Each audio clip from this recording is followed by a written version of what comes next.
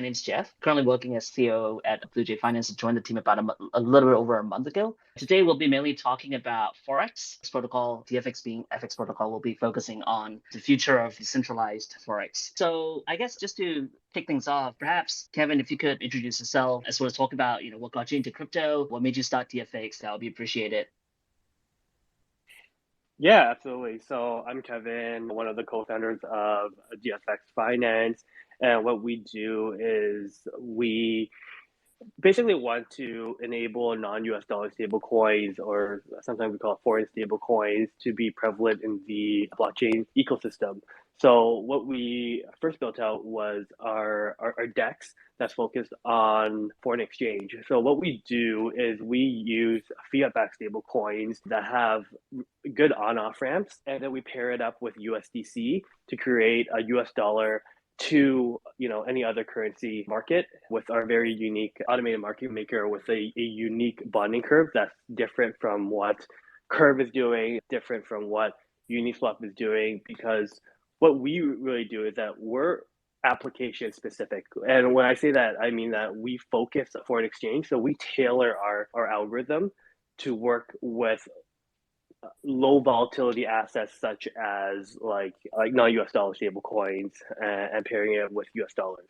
So we've been able to essentially use a Chainlink Oracle to inject a real world price feed into our AMM that allows it to basically have like managed liquidity around a central point, enabling us to be more efficient than what Uniswap is doing and Curve, and be much more like, basically we can provide better pricing with less liquidity than what Uniswap and Curve can do right now. So that's our unique advantage, and we continue to make developments in this space in terms of always trying to provide better pricing with less capital and making it more efficient. And yeah, we started DFX almost 2 years ago, a little bit more than a year and a half ago. So about like 20 months or so. And yeah, it's been growing since. And I don't remember the rest of the question, but yeah, this is what we are. Awesome. I actually have a couple of questions around your Genesis story, but before I do that, perhaps Cody, if you want to come on mic and maybe introduce yourself, that'll be great as well.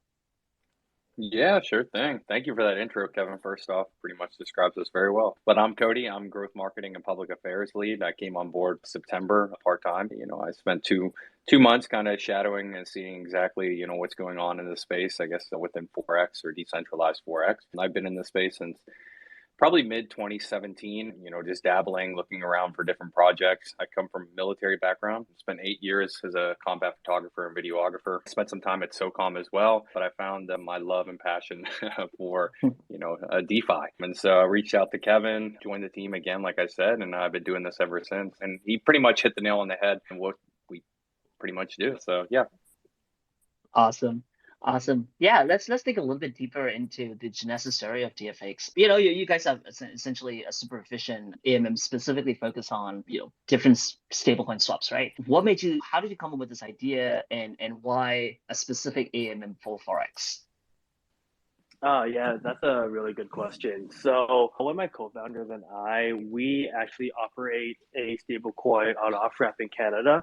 So what that means is that we help Canadians in Canada go from Canadian dollars to US dollar stable coins like USDC, USDT, DAI, and BUSD, and a couple of others. And we started that business about like 3 years ago. And during DeFi summer of like 2020, when all the yield farming and stuff was happening, we sort of got into that stuff. And what we realized was that if we only had a Canadian dollar stable coin, we can pair it up with, like, for example, our US dollar stable coins, and just basically almost like disintermediate ourselves, or sort of like automate a lot of things that we sort of did in our stablecoin on off ramp business. All we just needed was this Canadian stablecoin, and at that point, it didn't exist. So we started like sort of building that out, and then we realized, hey, this isn't a problem that's unique to Canada. What if there were stablecoins in all of these other currencies, and we paired it up and then we sort of like thought about, the bigger picture and how we sort of like build this network out. And that's really the idea of like how DFX sort of came to be. It's like this like slow buildup of like realizations we've made throughout the last anywhere like 4 or 5 years of building in this space. So my co-founder and I we're ex-Consensus, so we've both been in the space for like 7, 8 years, respectively, and we've been building primarily on Ethereum for just as long, like since almost the very beginning of Ethereum. So yeah, that's sort of like our unique insight into it and how we sort of like started it off.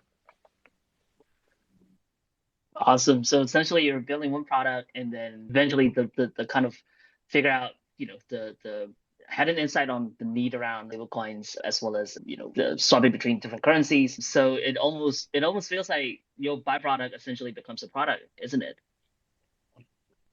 Yeah, absolutely. Like we built it out of the need for ourselves, and that company is Patri, and it issues the Canadian dollar stablecoin, and it heavily leverages DFX in terms of like doing forex swap, getting access to liquidity, and basically DFX is one of the core liquidity providers for Patri, essentially. Nice, nice. Well, actually, we've described this term forex quite a bit. Maybe let's take a step back and maybe let's go into details about the forex market, what it is, why do people trade forex, in your opinion? What are the use cases? Yeah, so there's a few different like use cases.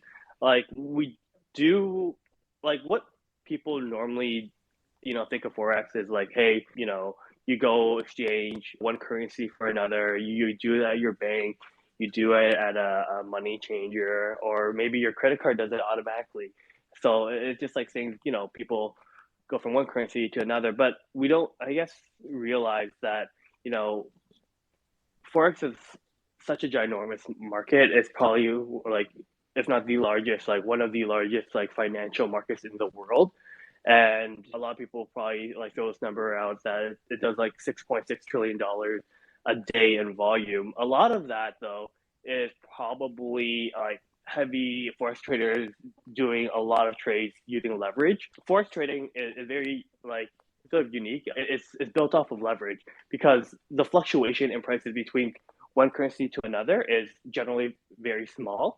And to really quote unquote make money for these like investment bankers, they need to significantly leverage to basically get any size for the position. So Mhm. a lot of what happens is like in the derivatives market, but there's still a massive, massive market in the probably hundreds of billions, if not trillions, for just like remittance and people just doing regular sort of like forex between themselves, going on vacation, just standard money movement in a lot of ways. Every time you send a wire transfer, unless it's in like US dollar, it is based there's some kind of forex fee that gets like converted through the multiple banks that it gets transferred through. So along that whole journey, there's a lot of like forex happening. And yeah, this is a massive market. I'm actually surprised how blockchain companies have sort of embraced forex, given like the how big that market is. And we're really excited to sort of like be such an early adopter of this use case and like build up our sort of like technology and our use cases as we go forward. Nice. Just now you mentioned was it 6.6 billion a day or trillion a day? Trillion. Yeah. Trillion a day. Holy cow. Yeah, That's it's a a lot of massive money. market. Right. I guess it's also one of those things that people don't realize it, but it's happening all around us on a daily basis, right? Whether that's travel or, even paying for an online subscription. Say you're in Singapore, you're paying for something in the US, that's also Forex, right? So you're right. It's actually quite surprising to see why companies haven't really embraced it as much as, more traditional companies have. On that note, though, what kind of volumes are you seeing on DeFi Forex markets as compared to TradeFi? It's like minuscule compared to like TradFi. Like I said, we just talked about the numbers and they're astronomical. We're nowhere near that today, but it's like we do have unique technologies like unique capabilities that like the blockchain provides us in terms of like market making and liquidity providers that allow us to sort of have this market accessible 24/7 that you can't get right now in the traditional financial market, where on the evenings, on the weekends, you can't do forex trading or you can't settle money. These are the two like biggest things that are barriers to basically allow a fully functional like FX market like 24/7. Banks just don't operate in those capacities. A lot of like traditional aging legacy software that prevents them from doing that. So we're excited to basically provide a real time, fully settled FX market that's accessible 24/7. Awesome. I want to dig a little bit deeper into the sort of the banking problem, the software layer that you mentioned, right? The software, I mean, the technology to do real time technology exists, right? How is it that for such a gigantic market, there is a lag behind, I guess, capabilities from traditional finance players as well as banks? Yeah, this is actually a really, really interesting problem. I think it's just the way that like banks are solving this globally, because essentially banks generally don't trust each other, especially with lots and lots of money. So what happens is that to move money around the world is actually very difficult. Everyone uses a standard under Swift to do it, but the standard is like quite old. It doesn't work like 24/7. It requires something called corresponding banking, where there's bilateral agreements between Bank A and Bank B and country A and country B. But not everyone has a relationship with everyone. So like let's just say there's 1,000 banks all over the world. I know that number is like really small. There's probably like a million, but let's just assume for this example there's 1,000 around the world, and then you can't basically have basically 1,000 times like 1,000 agreements between every bank. So what happens is that there's probably only one or two major banks in every country that have agreements with like another one or two major banks in every country, and it sort of like funnels up and feeds to each other. And sometimes if you're in a smaller bank in country A and a smaller bank in country B, you actually do like your wire transfer actually hops between like three or four different banks just to get to the final destination. And every time it does a hop, Bank A needs to talk to Bank B, that needs to talk to Bank C, that needs to talk to Bank D. And those banks need to be online at the same time. And if you're moving money like from one time zone to another, there could be a very real chance that Bank A is open, but Bank B is not. So Bank A has to wait till Bank B is open, and then Bank B needs to wait till Bank C is open, and then Bank C needs to wait till Bank D is open. And that's why you get that like 2, 3, maybe even 4 days in terms of like delay in terms of receiving money from one place to another, especially if there's like a huge time zone difference in between. So like if we think about that, like on the blockchain, a fully settled transaction can take seconds, and we think that's what the future will be. We can have fully settled money that's recognizable by both parties in a matter of seconds, and people move USDC, USDT, Bitcoin, Ether right now in massive scales using this technology with like enormous volume. So we know that it is working, and we can sort of like build on top of this. Right. Well, actually, I do hear the problem around jumping through multiple banks to get money across two countries. Right. I actually had this recent experience where I was transferring money back home for a business, and basically the two banks had a misunderstanding, and also there was a human error involved. Actually, I didn't know that a lot of these transactions were also handled by human beings. I initially thought it was all sort of automated, especially in this day and age, and especially given the resources that traditional players have. But apparently that's not the case. And after months of figuring out, I realized that they actually lost my money in between. Right. So Bank A was talking to an intermediary, the intermediary was talking to another intermediary, and then finally to Bank B, which then realized they cannot accept the payment because, let's say, for example, reference number was missing or whatsoever. then they return, then the money goes back to hop between the intermediaries. And as a consumer, there is no way for me to have any kind of visibility between transactions, right?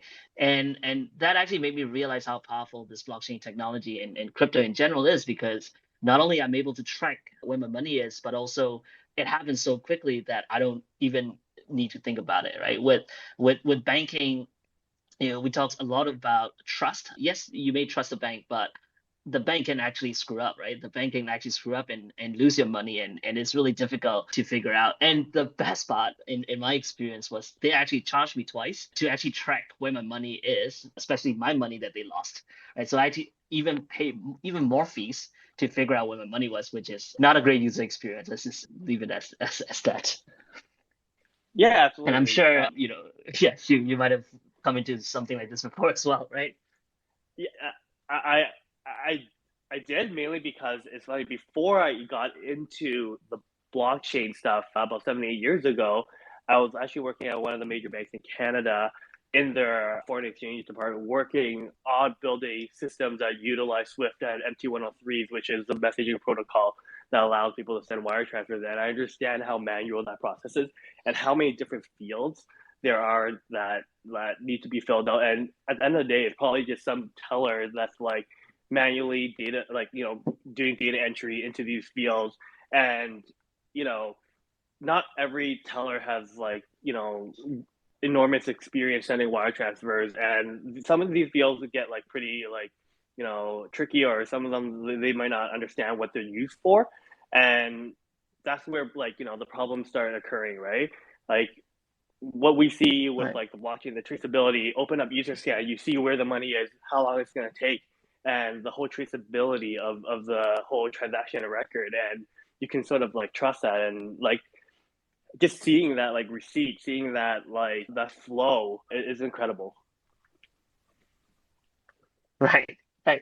Actually, since you have direct experience, I know we're getting a little bit off topic and getting into the nitty gritty of like the financial technology stuff and the legacy system. But since you have direct experience in Swift, I'm really curious why is that so? Why hasn't anyone you know actually updated it? It's such a complicated system. Swift Hmm. has probably tens of thousands of members. And I think at the end of the day, what's so hard is quote unquote creating a new standard that needs to be adopted by like tens, if not hundreds of thousands of banks. And we know how long it takes a bank to sort of adopt new technology. We could be literally waiting like decades for all the banks and the whole system to update their standards to be able to like go into a real-time settlement sort of system. I think that's probably one of the biggest reasons why, we haven't seen something like within like Swift. And to be fair, Swift has like tested and trialed blockchain technology. And big organizations like that, a lot of times it's just like a proof of concept. They look at it and then they just like leave it, and not a lot of innovation goes on over there. So it's the perfect opportunity for Right. like fintechs like ourselves to sort of disrupt an industry that's like so massive. But we need like something very unique, such as a blockchain that can do something that's very different than what traditional databases can do. Hmm. And hopefully we'll succeed in not like, I would say like disrupting it, but at least providing an alternative to it. Yeah, no, I really like what you said. That's why we're all here, right? That's why we're actually really excited about building, the stable coins, as well as I'm sure you're excited about building, more efficient swaps for local stable coins. Going also back to your point about, why it has been really slow for banks. I also have a feeling that, it's also about incentive. I don't really see an incentive for banking players to actually adopt new technologies that are faster and cheaper for the consumer, because the consumers, number one, may not know that it exists, and a lot of these stuff happen behind the scenes, powered by and also patched together by human beings, as well as different Excel sheets uploading between different FTPs and all the stuff. So it works, but the fact that it doesn't work so smoothly is not really well known by people, right? By consumers. So no one has really complained or made an effort to to force them to upgrade it, right? So I feel like there's actually also no incentive for banks to really invest a lot of resources into this particular problem, actually making the user experience much better and faster. I agree with that as well. Exactly. I think though also it'll go, with generational, right? I think that as we see, more generations come up, they're going to see the advantages of this system that hasn't really been improved on since like 1940, so it's like, everyone's looking at it now and going, whoa, there is another alternative and I can get my hand in here and actually use my money to my advantage as well. So I think that people will, as these new, like our protocol being built out and it becomes easier to onboard new people in the most efficient manner, we're going to start to see more. And even with policy coming out as well, I think that's another big, limiting factor at this current moment. But I see that, probably within the next coming years, we're going to start to see huge flows, especially in the direction of onboarding through like currencies like USDC, EuroC, CAD-CN, et cetera. Right. Actually, that's a nice segue into my next question, actually. I was going to ask you about, you mentioned that before DFX, you guys actually created the Canadian stablecoin. Maybe if you could share your opinion and thoughts around why is there a need for other types of stablecoins that are non-USD, especially when, there's already quite a few number of USD stables. Yeah, so actually, a minor correction to what you just said. We actually built the Canadian dollar stablecoin for DFX because Patriot had the capabilities of launching a stable coin. But what DFX wanted to do originally was use an existing Canadian dollar stablecoin in the market, but there weren't any good options. So instead of trying to find it, we were like, we're just going to build it, and we're going to build it the right way and build it the way that it should be. And hopefully, other people can sort of like take that as an example and utilize that in terms of standard. Because a lot of things that we did with Cassie, we took it from like USDC and how they sort of like did it. And we hope that, as different coin issuers come on board, they follow the same sort of like standards that to make everything a lot easier. And if we trust a USDC, which is the pinnacle of our whole system, then that should basically be the standard that we all work around. But yeah, the need for non-US dollar stable coins, I think one of the foundational things is obviously foreign exchange, and that allows basically transfers of assets in one currency to another. But what we think about non-US dollar stablecoins is that it's just a foundational layer to build applications on top. So if you're a fintech company in Singapore or Canada or Europe and you're servicing a domestic market and you want sort of like a different payment rail to sort of like build on, there really isn't sort of like a universal standard in terms of programmable money in different currencies. So, like, I don't know about Singapore specifically, but I don't think there's like basically an API that allows you to move money from bank A to bank B or from person A to person B. A lot of times you're probably just trying to piece things together in terms of like using some kind of real-time payment network within that country. Mm-hmm. But rarely do they even have like open banking APIs that allow you to integrate with them.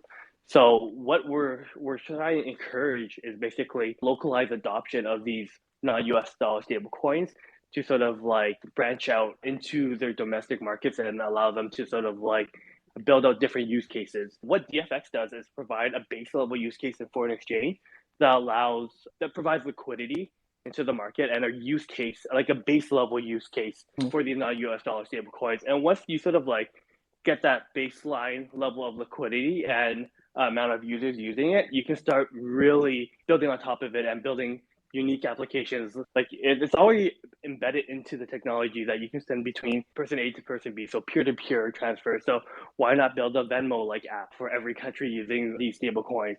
Why not, build a point of sale system for all these coins? Why not build invoicing system between businesses? There's just so much you can do once you build up that base level liquidity and transactional ability with, for example, the US dollar. So that's what we're trying to do, is build that foundation so that all these other applications can build on top of it. Nice. Actually, you mentioned an interesting keyword, the open banking, right? So whatever that you described just now, isn't it what open banking was originally set out to do and was supposed to do? Do you think that that concept had failed? Yes, the short answer is yes. That this is like the pinnacle of what like open banking should be. Like right now, Yes. the blockchain, the smart contracts are essentially APIs already. Like the code that's written, you can dive right into it. You can look at all the functions and methods inside the code and utilize them. So it's like an embedded API for you to basically use the system.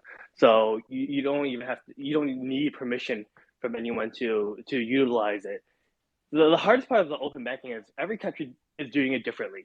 Every country is like siloed. There's no global standard for open banking. Open Mm. banking essentially is just like one local regulator telling all the banks, hey, provide a read-only API for your data, and that seems to be, what it is at this point. And it hasn't even gone to the level of like writing, allowing you to make transactions. And a lot of countries is just like provide a read-only API into your user's account and you know people have been talking about it for 10, 15, maybe even 20 years, and we haven't really seen the needle move because again there really hasn't been that incentive to offer something like this because banks generally compete with each other providing the data to your customers and everything like that to other people is not essentially in the best interest of the bank. So they generally drag their feet in a lot of these discussions. And that's what Mm. I think personally, where open banking hasn't really moved forward in the last couple of years because just the incentives don't align. Right. Once again, I guess we're back to that incentive problem, right? It's not that it's not possible. It is possible. It's just that there's no incentive to actually make it happen, I guess. Going back to that Canadian stables as well, right? With such programmable money, what are additional use cases that were able to be unlocked by this technology? And what kind of use cases are you seeing that are now being built on top of Canadian stables? Yeah, so the way that we're sort of thinking about our Canadian dollar stablecoin is that we want local fintech players to sort of adopt the stablecoin and utilize it. I think the first step for us and the way that we're thinking about it is allowing these fintech companies, let's just say there are 10 big fintech companies in Canada, we probably want to onboard maybe three or four of them just to utilize it as like a back-end settlement mechanism that's available 24/7, evenings, weekends, holidays, so forth, that they can actually settle money between one fintech to another. So this could be a very interesting use case as long as they consider CAD-C, which is our Canadian dollar stable coin, real hard money. Then like you can send it and people can utilize it. Once we get like let's just say three or four of the top 10, it sort of like creates this like flywheel effect. There's a FOMO sort of effect. Why are we not part of this network as well from the other, let's just say, six or seven companies? And once you get a couple of them, the rest sort of like follow, or else they just fall behind. So we think that's the way that we sort of want to attack the market, sort of become like a wholesaler to all the great companies that are building amazing technology and different use cases in our country and enabling them to utilize a new form of payment rail essentially that's like fully open, permissionless, and like leapfrogs open banking because like they have all been like screaming for like open banking, like standards and APIs, but it's just not coming, like not anytime soon at least. So by providing this, it's a clear thing that they need. As long as we can get a little bit of adoption early on, I think that's the way that we want to sort of like move forward with it. Right. And in your opinion, how far do you think we're from from that, right? Where payments are super fast, super cheap because we're using a fundamentally different payment rail. Even forex markets can be bigger because they're operating 24/7 with super fast settlement layers. How far do you think we are from that future? 5 years, 10? Yeah, I think it's probably closer than we think. Like what I sort of see is like you have these domestic ecosystems of like stable coins for specific countries. You could almost think of them as like individual silos, and then DFX as that connector to all these different silos across all these different countries. But yeah, I think it really depends on the stable coins and who's issuing them and who's providing the services to these different countries and different currencies. I think that will probably be the biggest barrier, is to get enough like stablecoin issuers around the world providing services to basically mint and redeem coins in a so fast and efficient like process, and then basically bring them all together, aggregating them, and enable them to talk to each other. So the biggest barrier on that part is probably regulation and like banking partners enabling blockchain companies to do something like this. So we'll have to see, but I would probably ballpark it to about that 5 to 10 year sort of like bucket in terms of like getting any real mass adoption. But things like this can sort of like change really quickly. Like even like 2 years ago, USDC was probably close to about $1 billion. Now it's like 60 billion or 50 billion, whatever the number is. These technologies, once they sort of have momentum, can really grow exponentially. So they really just need that like inflection point in terms of like people realizing what can be possible to really exponentially grow the network effect. And once it reaches some like escape velocity, it won't stop and it'll be ubiquitous. I don't know when that will be. I guess hopefully sooner than later. You're right. Of course. I guess once people started experiencing the speed and the trustworthiness and the transparency of this technology, I think the faster we get to the future, right? Yeah, to me, I never really want to go back to transferring money, well, through a bank. Why would I? Right? Like if the other counterparty like accepts, let's just say USDC or US dollar, what would you choose? I think like 10 out of 10 people would say if they're familiar with like blockchain, we'll just send USDC because it's just so much faster, cheaper, more efficient. Don't have to walk into a bank, don't have to provide like 100 lines of information and chance of error and all that stuff, right? Yeah. No, I 100% agree. And I, for one, personally, I cannot wait for that future to come quickly. Maybe before we wrap up, let's talk a little bit more about, DFX product. Maybe could you share with our audience around, what are some of the recent features that you worked on, as well as, what's in the pipeline, what's coming next? Yeah, our team is growing. We're building like a couple of different streams of different products. So we spent basically the last like year launching our DEX or AMM. But in the last couple of months, we've really, pushed the agenda in terms of like, we're not just DEX anymore. What we want to do is provide services for the entire foreign stablecoin ecosystem. So we're working on lending and borrowing market. We're working on our tokenomics. So we're about to launch a VDFX. So we took that principle from Curve and what they're doing with the tokenomics to sort of like build around the DFX ecosystem. We are looking at basically fractionalized stable coins backed by fiat stable coins. We are working on V2 of our AMM. So this one's very exciting for myself personally. I don't have too many details to share right now, but we're basically wrapping that part up, and you can basically think of it as a evolution of what we already have in the market already. Nice. Well, that's quite a bit of alpha. I'm definitely looking forward to see that. Yeah, and even like I guess down later in the year, there's like obviously derivatives, on-off ramps, and everything else that we have in our roadmap. But those are definitely a little further away. But we're super excited, and there's just an endless amount of things that we could be building to support this ecosystem. Awesome.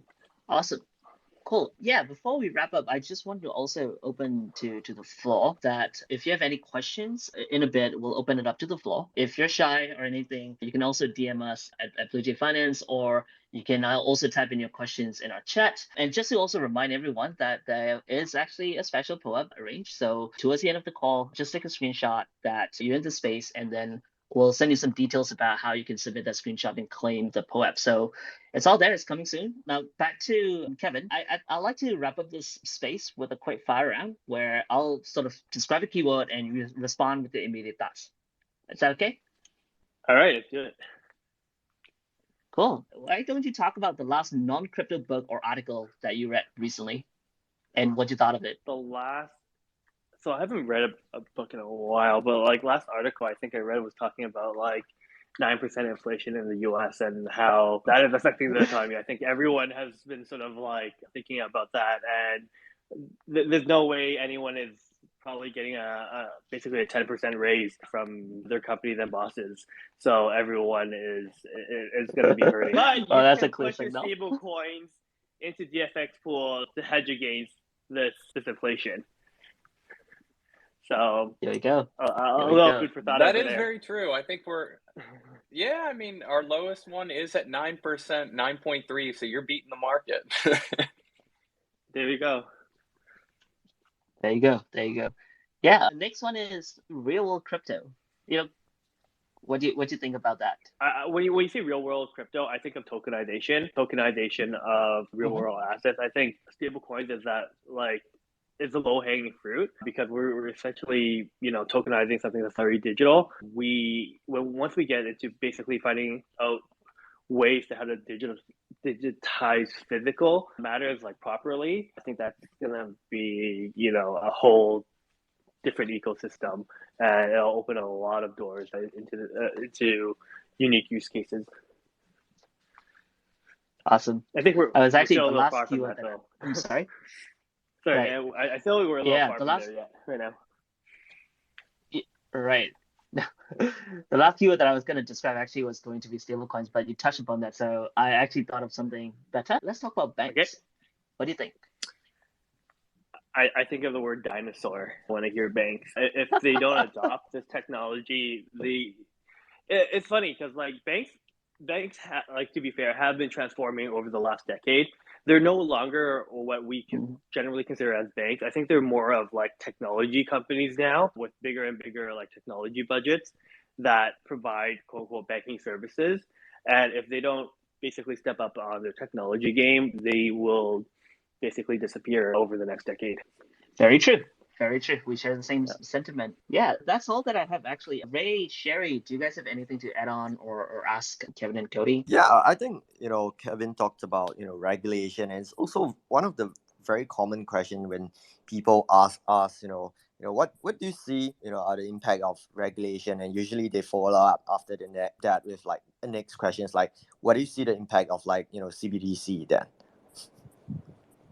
Yeah, I think regulation, especially pertaining to stablecoins, which probably what this audience is more concerned about, needs to have like its own separate category. It can't just be lumped into like digital assets like Bitcoin, Ether, altcoins, and so forth, or standard securities that already exist. I think stablecoins are so unique and so sort of important into the monetary system that it sort of needs to be carved out differently than some of these other assets, and we can't just use like standard existing regulation to sort of like regulate it. And then CBDCs, I think, is very interesting. I see like depending on how the CBDC is implemented, I can see like good and bad. If it is a closed loop permission system, which probably what most CBDCs aspire to be, is not very useful. It will just be, basically utilized internally for that country. What becomes more interesting is that, it can interact with the global financial ecosystem. And to do that, you sort of need something that's not like a closed loop. And if that's the case, then there needs to be standards to be worked on, and it could take like literally decades to implement. That's why I think CBDC is actually sort of good for what we're doing, as long as there's a company or an issuer or whatever that wraps these CBDCs and makes it sort of like a permissionless. And when you really think about it, it's really not that different from what, for example, Circle is doing with the US dollar. It's just like wrapping it and providing a permissionless version of it. that is accessible to our ecosystem. So if we can sort of do that with a new form of CBDC and it won't be regulated out in terms of like, hey, you can't do this, hey, you can't wrap it, then I think it's very, very positive for our ecosystem. Cool. I really like your example with USDC, right? Also, another one, I think, usually when you talk about bank and, they talk about, doing FX swaps with, really institution clients at single digit basis points or double digit basis points, what, in your opinion, what is the missing piece between like, what is happening right now in DeFi with, DFX leading the space and getting that, getting to like, a single digit, double digit basis point, what's missing, or if that's what, you are competing, down the road even. End of the day, I think liquidity is still one of the biggest issues. So liquidity is one. And basically people acknowledging that this is, what they accept and this is what they want. When you're talking about like, like very, very, very tight spreads, those people are basically like, speculating, trading on price and hoping that it goes up or down. That's generally the case. When you're talking about like, real world settlement and moving funds from point A to point B, it gets a little thicker, but end of the day, I think it's just like these traders acknowledging that this is the same as what they're doing right now. And if we can build something that sort of like mirrors that, or for better or worse, like better than that, then I think we have something that can sort of compete with it. Until then, until we have that sort of like acknowledgement that this is the same sort of like system, I think we probably won't get that volume like transferred over from TradFi to DeFi. It'll still definitely take a little bit more time. I think one thing that could sort of bridge that is basically being able to arbitrage between the two systems. If you can get some of those traders to sort of like recognize that there's arbitrage opportunity and they're building books on both sides, then it becomes a lot more interesting. Well, this is interesting because now then you can build arbitrage because on both sides of, let's say, your stable coins, if they have solid on-off ramp, facilities, that means I can kind of like on one leg, I on ramp, one stables, go to DFX, swap to the other stables, I off ramp, and then I go to a bank and ask for quotation and, get it swapped and earn some revenue. Is that what you're saying? Yeah, and arbitrage is honestly generally good for the ecosystem if it's done properly. It actually makes price more efficient and it builds up liquidity. So if we can if there are parties that can efficiently sort of arbitrage the prices between the two systems, I think that's where like you're going to see a lot of adoption. And the earlier some of those parties get involved, hopefully the more money they make and spurs interest from other competing parties. Awesome. If there are any questions from the audience, please do request to speak. I'll put you on and you can ask say the DFX team or the BlueJay team. Meanwhile, I'd like to also remind everyone to take the screenshot of your attendance. Kraken from a team will be announcing the form to submit together with that screenshot and your wallet address so that you can claim the POAP. That's Hey, real quick, I was curious. I had a question come by, through one of our ambassadors, and they're kind of, if you guys could give like a brief outline, pretty much on, what BlueJay Finance is, just to kind of give some clarity, I think that'd be awesome. Sure. Raymond, Sherry, would you want to take a shot? Yeah, so I can just give the high level overview. So what we are is a decentralized stablecoin protocol that is bringing to market a set of non-USD stablecoins, especially ones that are pegged to currencies within Asia markets. So think of this as almost like a DAI version of Singapore dollar, Philippine peso, Indonesia rupiah, so on and so forth. And much of why we're building what we're building, I think, aligns with some of the vision that you guys talked about, which is the fact that there is a gap right now in terms of foreign exchange within DeFi, and we see a huge potential with that in the future.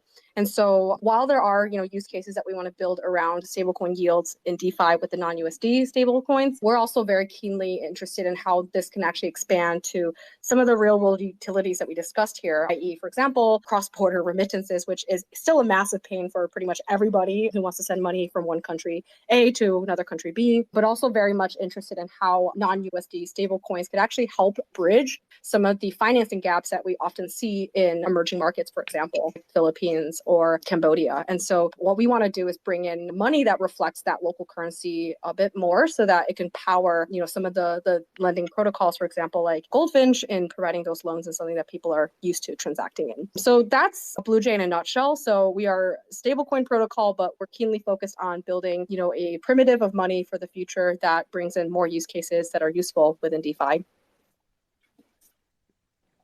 Awesome. Thank you very much for clarifying. Of course, no problem. All right. Let me just double check if there's anyone that requested to speak. Any questions? Come on, don't be shy, guys. Come on.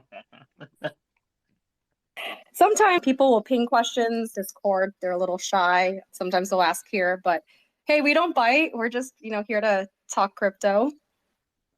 That's honestly it. So yeah, no, I totally get that. It is get a little nerve-wracking sometimes jumping up there and seeing like, oh man, there's over 3 people. I got to start talking.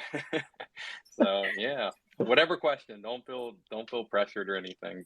All right. I think they're very shy. That's all right. We'll get them next time. Before we wrap up, guys, do you want to plug anything to the audience? Just as a last couple of sentences. Kevin, do you have anything? Honestly, not too much, but if you're interested in what we're doing, just follow us on Twitter, Telegram, Discord, and we're happy to talk more on those venues and share future announcements and everything. Oh, yeah, actually, and if anyone, sorry. Actually, we do have one request.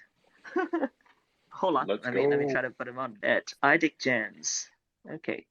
All right, it's connecting. Oh, that's taking a bit of time. It's all good. Okay. Twitter being Twitter. Hey, so that's Spacey 9333. Hey, can you hear us? Oh, we can't really hear you. Hello? Probably on mute. Yeah. Hey, mute. yeah, you're on mute. Can you hear me now? Yes, I'm on mute. Yes. Okay. Gotcha. Hello from sunny Rome. I do have one quick question, which is to do with the dollar parity getting crushed across the board. If there's any protocol risk for DFX, given how bad things might get. That's it. Yeah, so that's a good question. We don't take directional risk on currencies. Liquidity providers do though. So when you're supplying liquidity into a euro US dollar pool, you basically hedge a little bit of that risk because a portion of your funds will be in US dollar, a portion of your funds will be in euro. If let's just say the US dollar gains, then hopefully you're holding more US dollar than you're holding euro. But it could go both ways. You could get we consider that an impermanent loss in our pools, but essentially what it is forex risk between the two currencies. And let's just say you're natively European, you hold a lot of euros, you can utilize our pools to sort of hedge against some of that downward pressure on the euro by getting into the pool and moving some of those assets into USD and allowing the pool to sort of manage that liquidity for you and balancing between a US dollar and euro. So that's actually one strategy that people sort of utilize their pools for. It's that these liquidity providers can sort of hedge against some of that FX risk. Okay, thank you. That's my understanding, so I've got it. Cool. Thanks. That's all I had to say. Awesome. Thanks for coming on. Let's wrap it up. Thanks so much, Kevin and Cody, for coming on. And thank you, everyone else, also for taking the time out in your morning, afternoon, evening, wherever you are. Thanks so much. And we look forward to seeing you again in our next Spaces.